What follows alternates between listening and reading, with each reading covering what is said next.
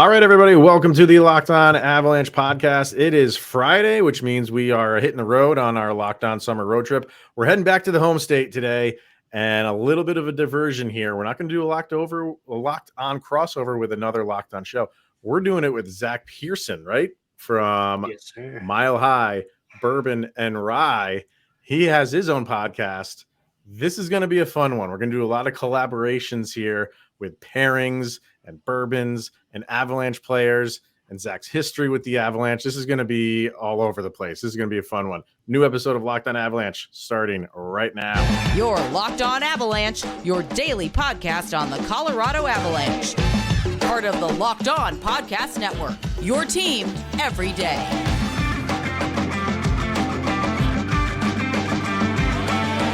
All right, everybody, welcome to the Locked On Avalanche podcast. We're part of the Locked On Podcast Network, your team every day. I'm your host, Chris Maselli. With me, as always, Mr. Shaggy Von Doom, Kyle Sullivan, and like I said in the opening, Mr. Zach Pearson from Mile High Bourbon and Rye is here with us. Thank you for doing this. We had been going back and forth with direct messages and things like that for a couple weeks, and then this was the week that it just came together. Super excited that you're here, gonna do this episode with us. Yeah, I'm extremely excited to be joining you guys. Thank you so much for having me. I've been listening for a long time and huge Avalanche fan, so this is awesome for me. Yeah, we're gonna get into all that stuff, but I threw your name out there, but why don't you throw out what you do? Because we connected through Twitter and just like you're interacting through that, but then you started your own podcast. Not that long ago, right? It's relatively new. I don't know how often you do it, but I know it's obviously bourbon based, but I've listened to it. You incorporate sports and Colorado sports. So throw out there where people can find you and what it's all about. Yeah, so I've been actually doing a kind of review blog on Colorado based spirits and then also beers and wines for almost 8 years now, I believe. The podcast I did just start up this year in earnest, get an episode about once a month because I have a full-time job as well, which makes it a little more difficult to record all the time. But yeah, so the podcast is Colorado Craft Podcast, and kind of the idea is if it's craft in Colorado, whether it's beer, wine, spirits, whether it's photography, artwork, sports, things like that, if it's Colorado based, then I'm interested in it. I want to talk about it and I want to get names out there. So awesome. Go ahead, Kyle, if you got something.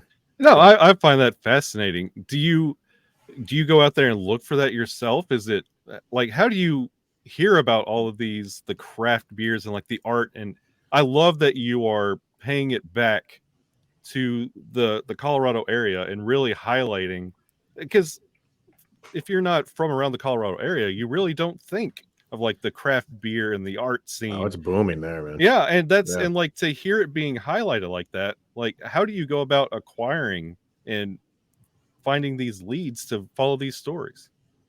So a lot of it is social media is kind of how it started. I found a lot of different things off of there. I guess it is kind of just going out and experiencing it. We'll pick somewhere new to go visit.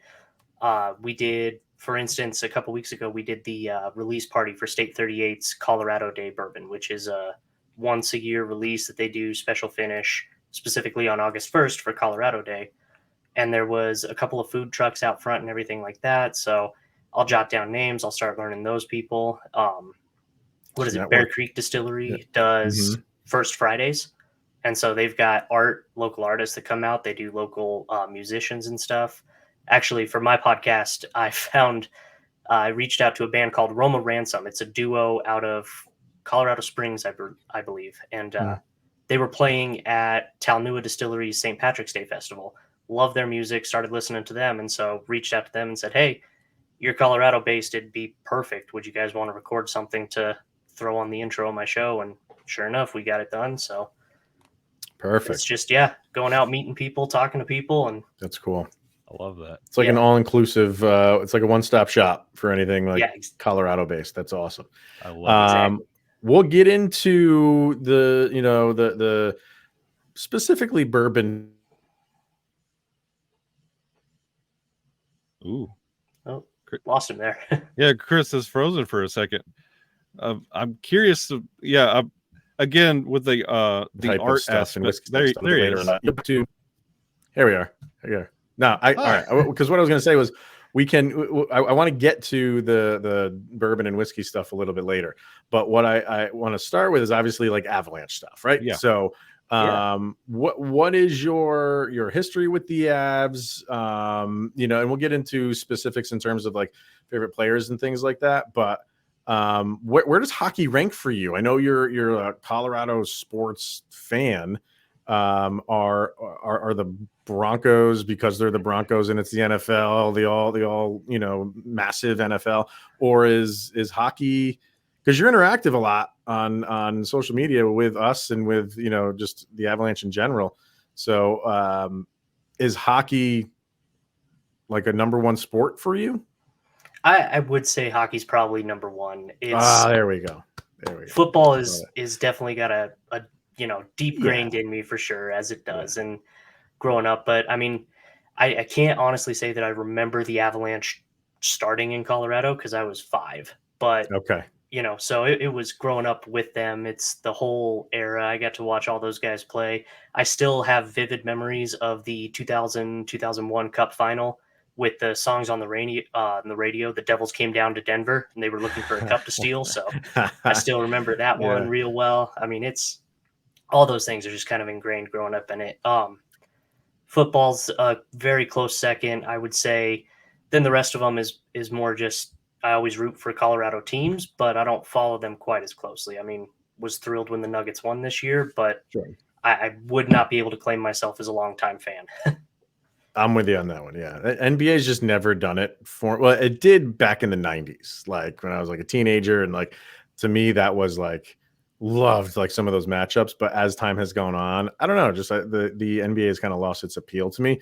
So it seems like we're kind of on the same like wavelength here with Avs are, clear cut number one, and then Broncos are right there. And then, you root for the other teams. And if they do well, I have no problem admitting I'm a fair weather fan if the Rockies are doing well and the Nuggets are doing well. But other than that, I really don't keep up with them. But at least, even though you were only 5 when the Avalanche moved to town, you could say I've been here for all of the championships. Nobody since day one.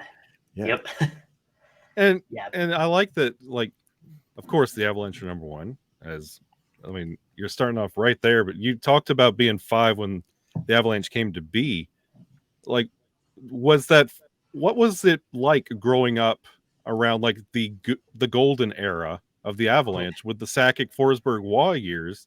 Like, was it kind of just the buzz around everybody into the Avalanche, or was there just like a moment that secured you in your fandom for the Avalanche?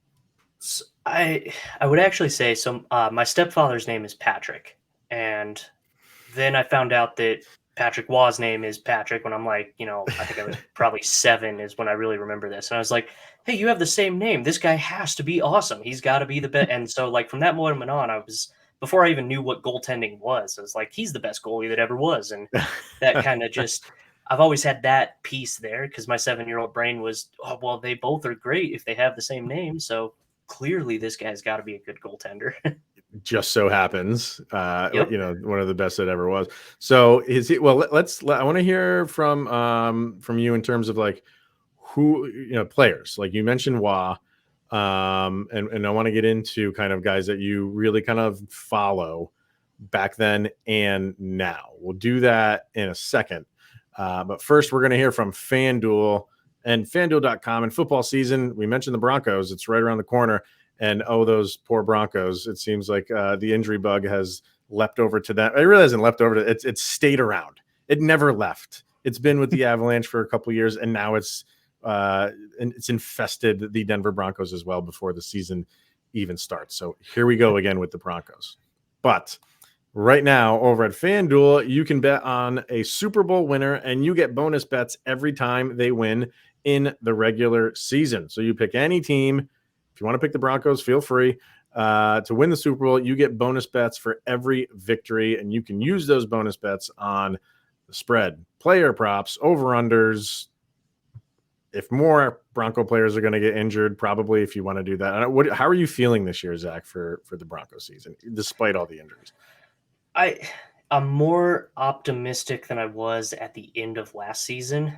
I do feel the couple of preseason games, the starters have shown some signs of life that I don't feel were quite there last year. And Javonte Williams coming back, I mean, at least that's a big recovery from the injury bug. So if Sean Payton can commit to running the football well, Russell Wilson can, figure out everything that's going on there and we can bounce back, I'm cautiously optimistic, I would say, for this season. I'm it's the start of a new year. You always have those hopes.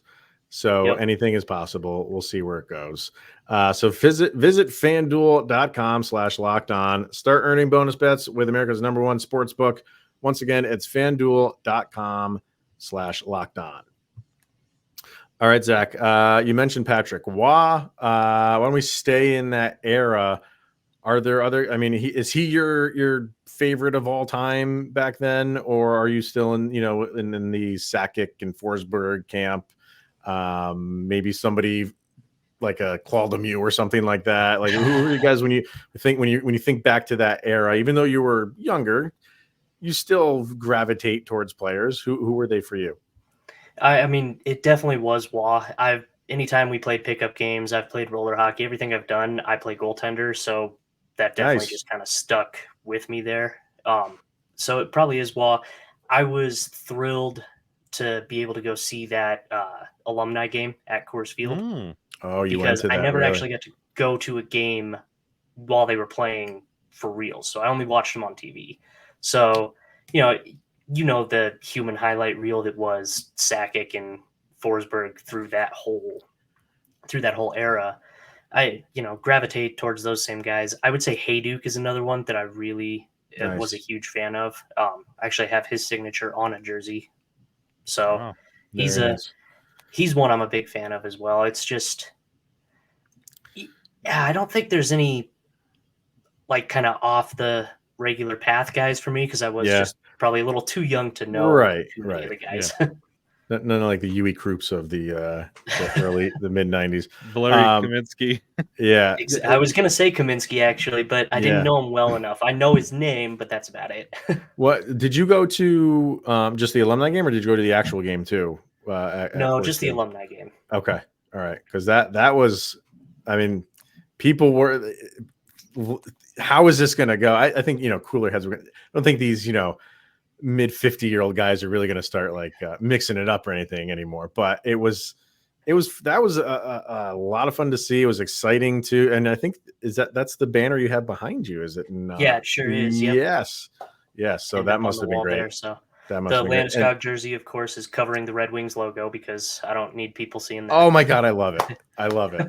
Very strategically placed. I love it. But that game, the actual game, not the alumni game, the actual game against Detroit, that was on my birthday, and nice. and they blew it. Yep, they gave up a goal. Like I think it was like less than a minute left when they gave up a game tying goal and then lost it in overtime, if my memory serves me correctly. But that sounds right. Yeah. I remember they won the alumni game, and I was like, that bodes well for the next day, and then it did not. They struggle with these outdoor games. They lost that one. The Air Force game, traffic was a nightmare. And then the Lake Tahoe game was obviously, the ice was melting. So that one was a problem. I actually got to go to the Air Force game as well, but I lucked out because I went with a buddy of mine who ran track in high school at the Air Force Academy a lot. Okay. Because we went to UCCS. So he knew what paths to take. So we skipped all the traffic. I didn't get stuck in any of it. Oh man. Like I was so you lucky. are lucky because that thing was like Woodstock apparently getting out of that. Yeah, that was terrible. It was brutal from what I saw. Yeah, and I love that one of the getting to be there for that alumni game, not getting to really, like you mentioned, like being like 5 and 7 during like the heyday, and like you get to enjoy being there in that moment. That was I was living in Alabama at the time of that alumni game. That was the first game I actually pirated just to get a glimpse of that game because I had 2 small kids at the time. I wanted them to see Waugh, Sakic, and Forsberg. So I like that that was a big moment to you just to get to see them. And I think we take that for granted a lot with these alumni games. Kind of roll your eyes, but it means a lot to a lot of people. Well, and like I said, because I never had the chance to go to Pepsi Center or McNichols Arena growing up, as a kid, seeing all those, I never got to go to those games. So seeing them play live, and then kind of to your point, Chris, there wasn't the bad blood during that game. Mhm. And at the end of the game, both teams, they all got together, they took a picture on it, and it was like you can just sit there and look at the amount of insane talent just combined. And everybody hates the Red Wings if you're an Avs fan from the 90s, but you have to give them at least the tip of the cap for just how talented that team also was. Absolutely.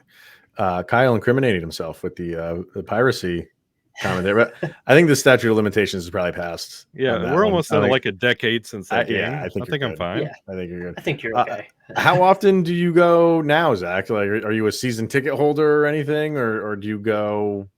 How often during the season do you go? We go probably 6-7 games a year.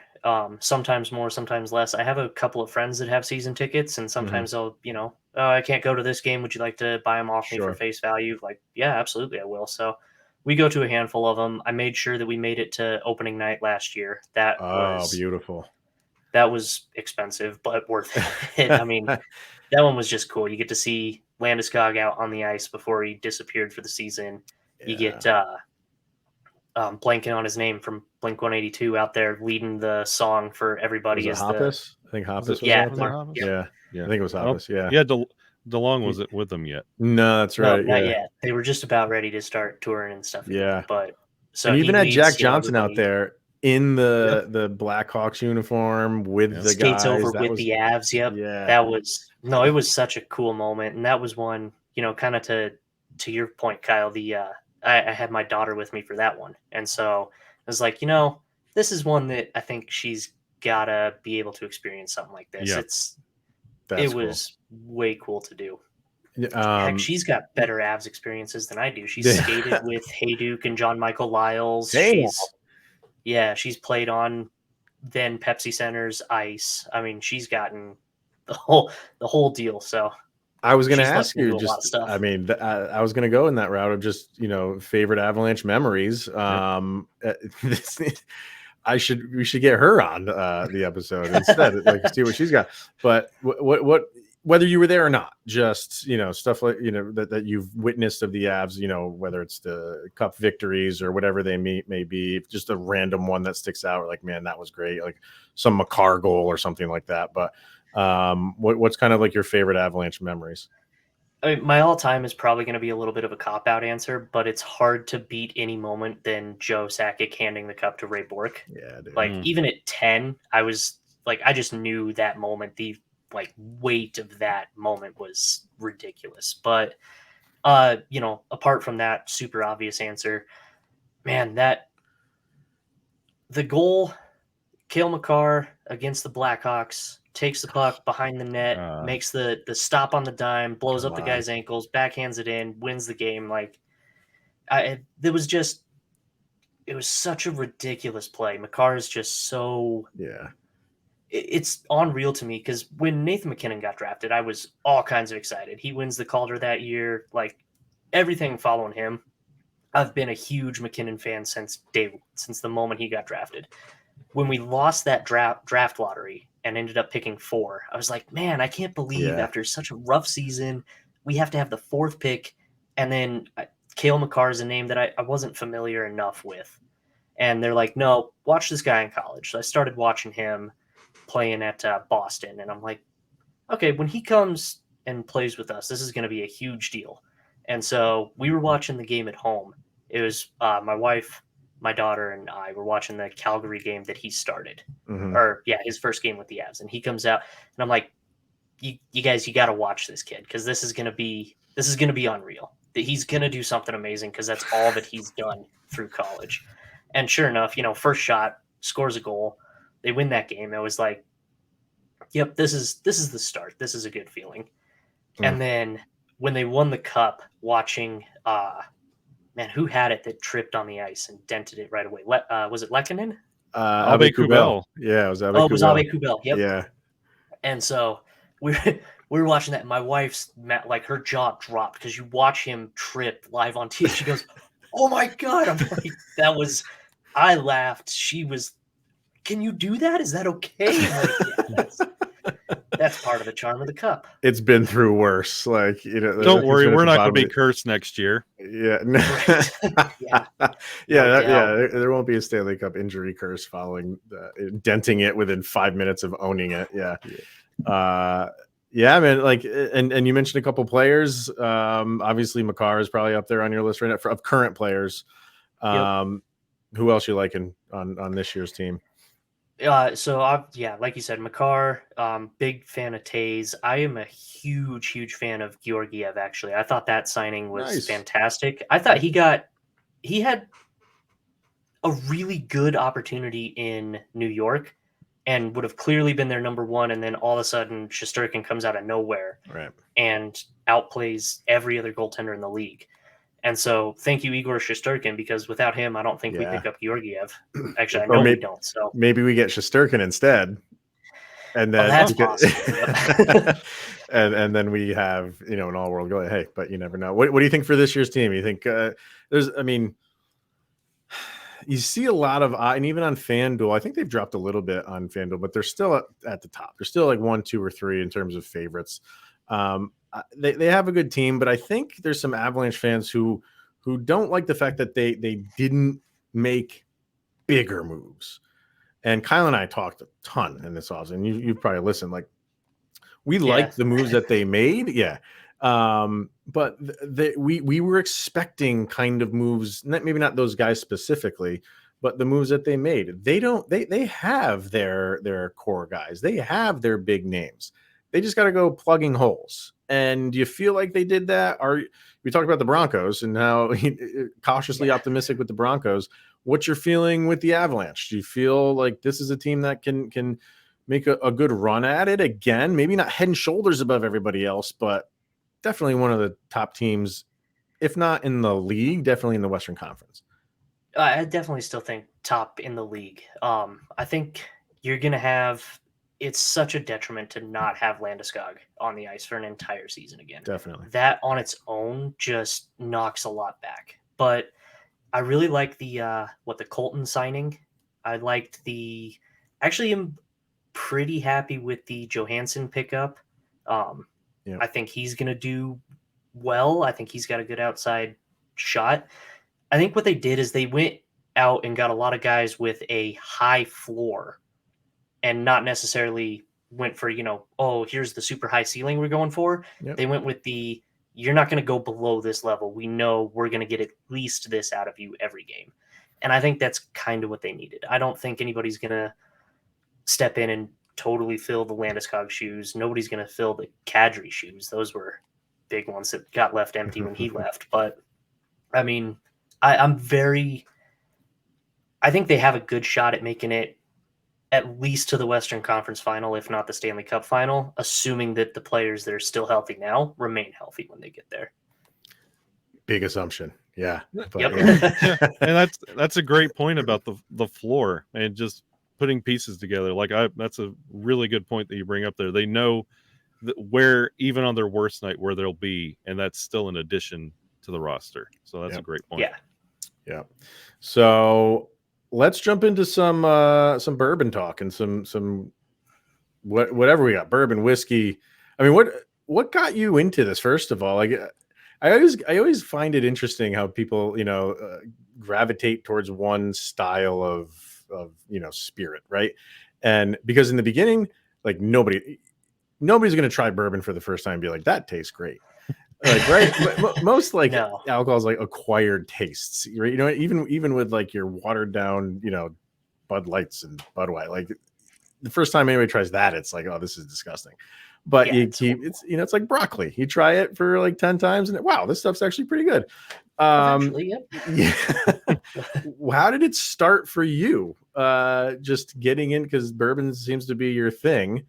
What was it? What got you into it? Who got you into it? What's your history with that? So actually, before I jumped careers post-COVID, I spent 11 years working for a big liquor store in Colorado. And I did basically everything around the store, became general manager by the end of the career, ran everything in it. And so you kind of start to get to experiment with a heck of a lot more stuff as that goes on. So I actually remember the big kind of push into whiskey being what I wanted to do is at the time a little essentially no name, again at the time because they're a big name now, company comes in, Law's Whiskey House, and they say we're doing this. It was one of the former distillers at Stranahan's, broke off. He decided to do his own distillery, and he poured this, and it was actually, I was kind of getting into the whiskeys and the aged spirits and everything at that point anyway. And this is actually a big reason why I did the Colorado specific is I took a sip of it, and it was young. It was very young when we tried it, but there was so much going on. There was a lot more depth than other young whiskeys that I had. There was a lot more. It's like, I know that this guy's really putting his time and effort into it. And so I went down, I did the tour at the distillery. I talked to the guys. I started, really interacting with them. And the more you learn about the process and how much these guys really put into it, it's amazing. And so it just sort of, I guess, spiraled from there. Really? And what's your, because like I said, we'll get to like these fun pairings that we're going to do in a second, but you always hear of like food pairings with like wine or even beer and stuff like that. I mean, you can do that with bourbons, but I want to ask you, like, do you have like a game day ritual? Like, with every like Avalanche game you watch, do you have a glass of something with you while you're watching a game, or depends on who they're playing? Like, I'm fascinated with this stuff. So what's your rituals here? It has to be a Colorado. No matter what it is, it's got to be made in Colorado. So okay. I don't necessarily stick whiskey. Sometimes it'll be wine. Sometimes it'll be beer. And then I grabbed, when they started the Stanley Cup run against the Predators, I'd won a ticket to that first game that they just blew the Predators out of the water. Okay. And at Ball Arena, I went up and I got a Breckenridge Avalanche because they just had the cans right there. Yeah. And I was like, you know what? This sounds great. I don't want like a Coors Light today. I want something a little bit more. And then they blew them out of the water. And I was like, okay, sticking with Avalanche for the rest of this run. So had Breck Avalanche for every game all the way through that run. And it only missed 4 games. So, so you'll do that. Good. So you will stick with something if you pick a beverage or a type of, a style, and they do well, I got to stick with that. Like, you don't change it up. No, really? And it's always got to be Colorado. I do the same thing for the Broncos too. It's like, if I'm watching my teams play, I'm going to have something from my state to enjoy with it. I love it. Yeah, I love it. Great. I love it. So with that, I want to get into what we're going to do is we're going to throw out a handful of players here, and you're going to pair them. You're going to throw out these are all bourbons, right? No, it's kind of a mix of whiskeys. They're all whiskeys, but they're not all bourbons. Yep. Okay. And what is your favorite? Do you, I mean, overall, what's your favorite stuff? Like, do you like Kentucky bourbons or like Irish whiskeys or scotches? Like, I know you're the Colorado man and you like that stuff, but I even like Japanese whiskeys I'm hearing are like this, like big. Japanese are a blast. Yeah. They're so much fun. Do you have a favorite style, I should ask? I would say it probably is going to be bourbon style is my favorite style of whiskey. I am a huge fan of the Irish style as well, and which is awesome because one of the first ever, I think they might actually be the first non-Ireland single pot still whiskey, so it's made entirely in that style, opened up in Arvada, and that's Talnua Distilling. Really? And so, like, it takes one of my favorite styles. It's made exclusively in Colorado, purely in that style, and they do a phenomenal job. So I'd say it's kind of a close between those two. And why don't you educate everybody, myself included, quickly, like biggest difference between bourbon and whiskey? So it really comes down to the grains that you use, how you're aging them are kind of the two biggest things. So whiskey in general is just fermented grain. And then typically it's aged in oak or some form of wood barrels. Yep. Right. Okay. For bourbon, it follows a lot more kind of strict set of rules. It has to be distilled from it has to be fermented from a grain that is at least 51% corn. It can't be any less than that for corn. Then you can have other grains in there to add different flavors to it. It has to be distilled to a certain proof, which I'm not remembering exactly what that is at the moment before it gets put into the barrel.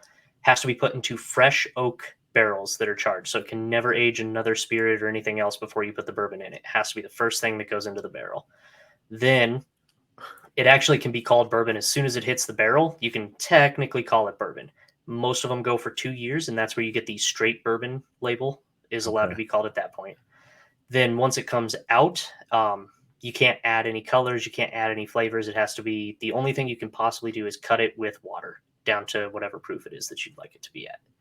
And that's kind of the basic for bourbon. So then Irish whiskey, for instance, and it has to come from the U.S. Doesn't have to be Kentucky, but bourbon does have to come from the U.S. Right. Irish whiskey obviously has to come from Ireland. Scottish whiskey has to come from Scotland. Although if you go to Scotland, you don't call it Scotch. You just say whiskey. I did know that. Yes, I knew that. Yep. Okay. But Irish is typically, actually their kind of style is on a single pot still. They'll do it with a mix between malted and unmalted grain. So you have barley, 50% of it's malted, 50% of it's unmalted. And that's actually to get around some old tax laws from the UK as they were telling them what they could pay or couldn't pay. So oh my God, kind of a neat little fact. So basically like whiskey is just like how like the Arizona Coyotes do business. It's just very simple. Like it doesn't matter. And bourbon and bourbon is like the Avalanche. Bourbon, like they take their time and they're methodical and meticulous. A little bit more methodical to it. Yep. Love it. All right. I just summed up how whiskey and bourbon are made in hockey terms. Love it. Love it. And we're going to do that now. And like I said, we're going to do these pairings. So we're going to throw players out at you, and then you're going to come back with the bourbon or whiskey that best fits that player. Cool. Yep. All right. Sounds great. We'll start with Nathan MacKinnon. We talked about him earlier. He's a favorite of yours. One of the superstars on the team, one of the superstars in the league. Who's he pair up with? What's his drink? So I definitely put some thought into a lot of the players before this happened. So I was hopefully prepared for any name that you can throw at me.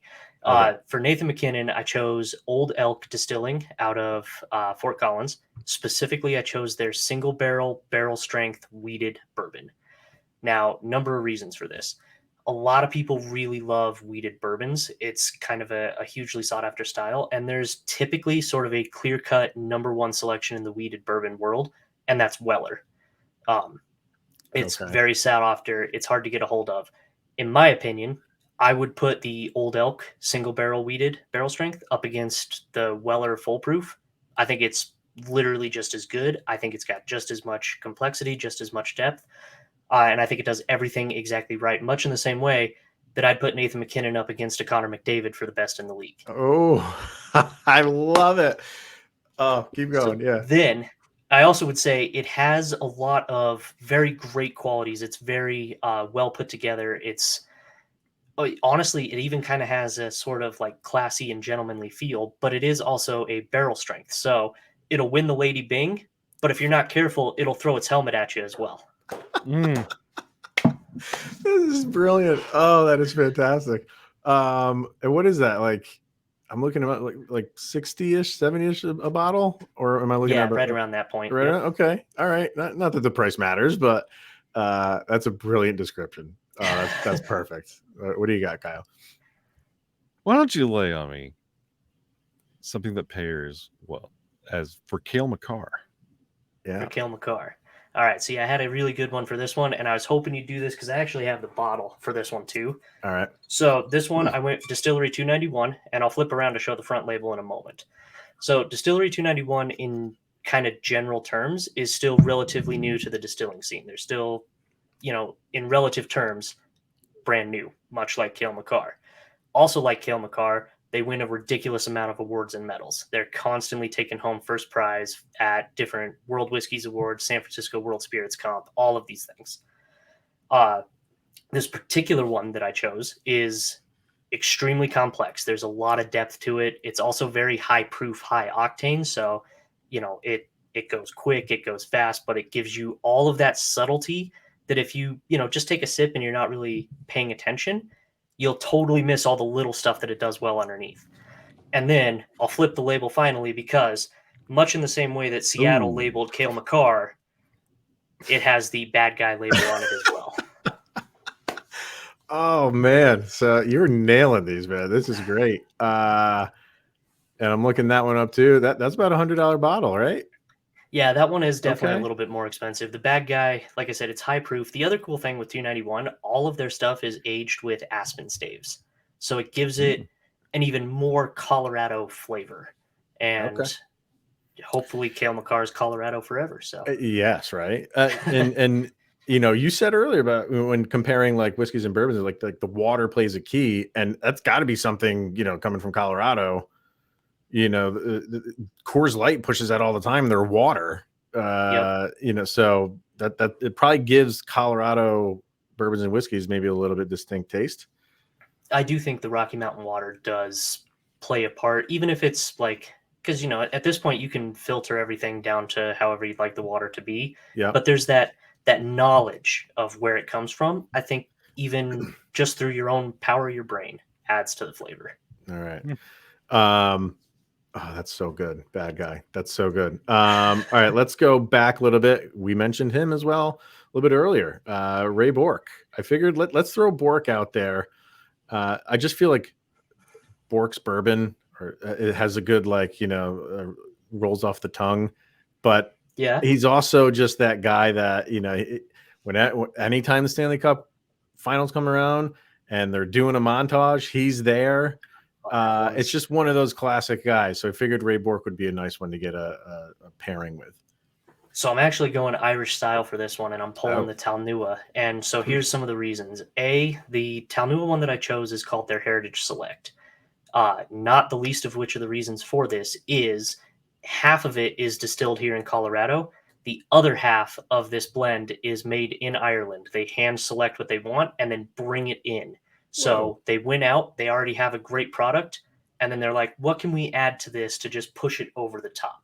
What can we do to really give this that next? So they brought in from external, I see much in the same way Ray Bork comes in and helps the Avs get over the top to win the cup. Oh man. Again, lots of great things done. There's a lot of great notes to it.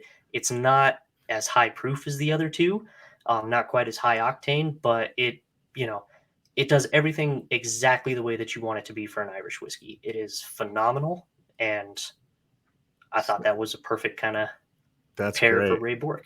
So they can call that Irish whiskey though, even though not all of it is made over there?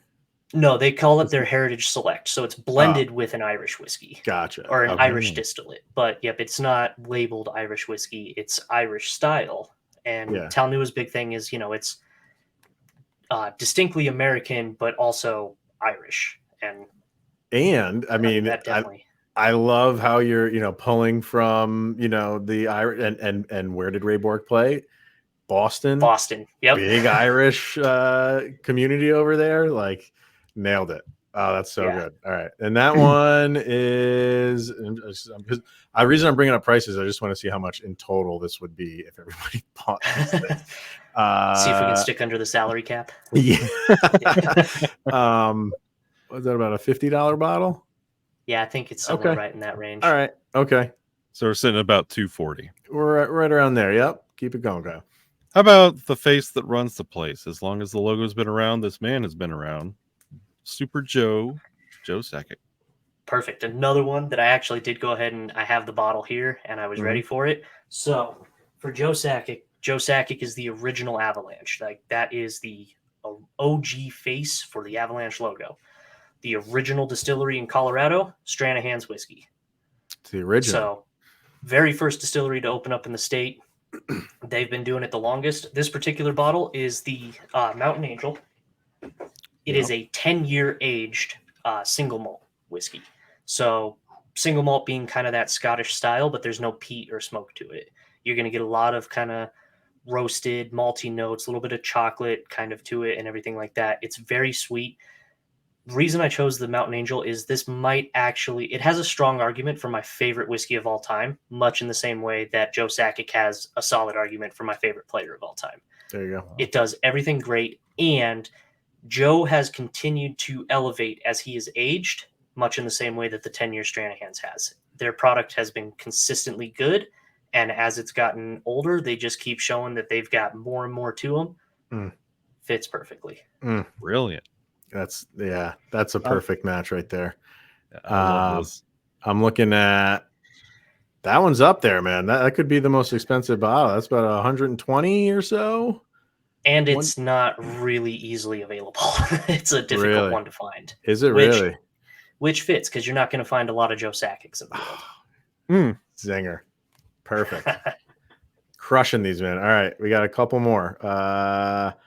We got to go behind the bench. And I mean, if you were to tell me that, like, who do you think is a bourbon drinker or whiskey drinker on the Avalanche, I'd probably not pick a player on the ice and pick the guy on the bench in Jared Bednar.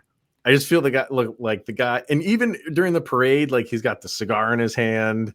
He just seems to me like this calm, cool. He is calm, cool, collected cat. 100%.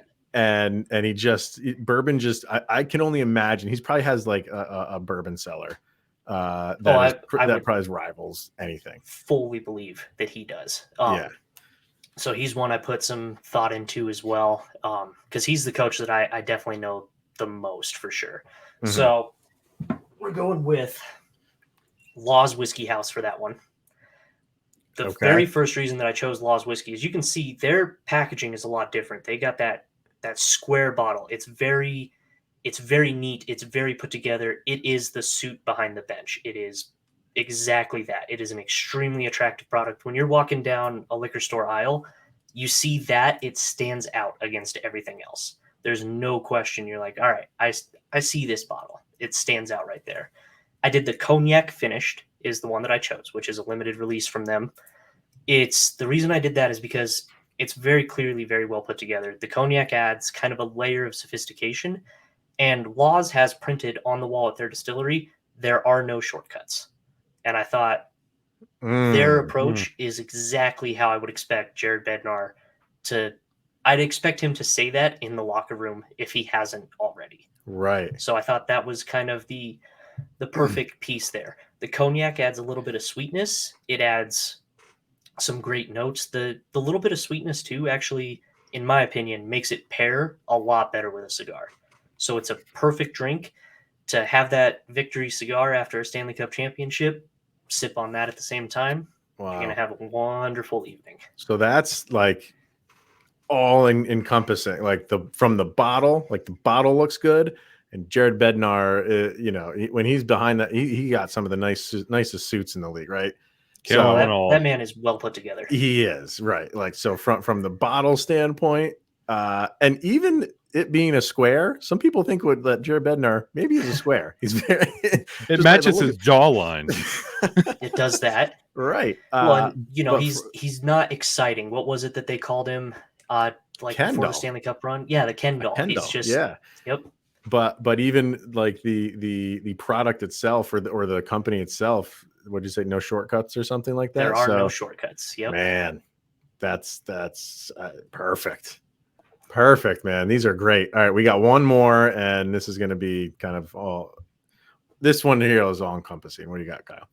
Yeah, this one we've talked about. All these pairings, they all have to do with the Avalanche. What would you pair that matches with the current state of the Colorado Avalanche as a whole? Like this team. There's only one answer that I could think of that was correct for this. So when the Avalanche won the Cup, the end of the 22 season, they come back to Colorado. They're looking for a place to have their little victory party. They're calling around all the bars. Colorado went nuts for that championship. All the bars are sold out. There's nowhere that can host this entire team and have enough drinks for them. So they reach out to Mile High Spirits downtown. Mile High Spirits Distillery. I mean, you're a distillery. You have plenty of drinks on hand for sure. So they reach out. They decide that they're going to have their party there. They show up. whole place is just rocking from what I heard. It closed off to the public, obviously, but just an absolute blast of a party. While they're there, a bunch of the players get together and they selected a barrel. Mile High Spirits bottled that barrel for them, gave them all the bottles, and then you got one? ended up releasing the Ooh. Champion Select, and we'll kind of move that closer. Oh, it's got the champions Yep. on. It's got this right here. Oh man. So not only is it made in Denver, right where the Champions play, it's bottled at 52.8% alcohol, or 52.80. You got the Mile High Love proof it. on it. It's 5 years old. I mean, I had to go with it because there's no better choice for the no longer reigning Stanley Cup champions, but still Okay. that core is that's the Stanley Cup core. Got to choose the bottle that they themselves selected. Wow. And I want to point out, like, the other bottles that you have on hand, you picked up from your side. That one, Yeah. you turned around, and I think Yep. that one is on display. That one's not going anywhere. No. That is never going to get opened, I feel. No, I actually have two, and I Okay. hadn't tried it yet, and I still haven't tried it. I did open one, and I poured myself There a it little bit is. because I was like, I'm Yeah. gonna have to give this a shot. So Oh, so this Yeah, is we're gonna it? Like, do this is a first This is the- tasting? first sip that I Okay. had. I had the chance to have it at the distillery when they released it, and I Yeah. tried the other ones that they released that day. I didn't try this one, so Yeah. we're gonna Okay. see, like, do the Avs taste match my taste? And I have a feeling it will, because I- Mile High Spirits honestly can do no wrong. Yeah. And I do want to point out that is in a Mile High Bourbon and Rye Rocks glass, which you can purchase on his website. Yep, milehighbourbon.com/shop. We've got these, and we'll be expanding inventory here soon. What are you thinking? That is, man, Mile High proof is Mile High Spirits nailed it with that. It is Yeah. excellent. 5280 is a perfect spot. That's awesome. Still a little bit of heat. It is caramely. It is sweet. It is vanilla and brown sugar. Oh, Mm. this is a first. This is a first. Ooh. Probably on the entire network of someone sampling a championship bourbon for the first time. That That man. is- Sounds like That it's is comprised wonderful. of all the small things. It is indeed. Oh, that is great. That's fantastic, man. And I want to like, so the law, I didn't say the price of the Laws one for Bednar. That's like the 80 range, I think. Yeah, I Yep. think, yes, 79 And then ish. that one, I can't look at it. I can't find it anywhere. I don't know if that's even up on. It was, I believe it was 60 when I bought it at the distillery, but they Okay. don't. It was in distillery only, and it was gone that night. So, I mean, I lost track of the count. I don't know if 460. we're around 460. Yeah. So with tax, you're probably around like Right around the $500. 500, All right. 510. Yep. So 520, 80, 5. Just make it out to 5,280. yeah. Exactly. Just write the check. That's your Yeah. tip. You're welcome. That's the $528.00. Yeah. Yep. There you go. Or if you want to do the 5,000, basically the cost of a Pappy Van Winkle, basically. If you want to do it. Yep. Yeah. Wow, man, that's brilliant. Those were genius. Like you nailed it. Like it wasn't just like, oh, it's this one because of this. The Bork one is like giving me chills right now. I absolutely love that comparison between that two. Those are fantastic. Standing O stick taps, bud. Absolutely. Thank you much. And we are going to have to do this again. We'll have you back on at some point, and we'll throw yeah. out some other players. And yeah, that was fun. That was cool. So, all right, man.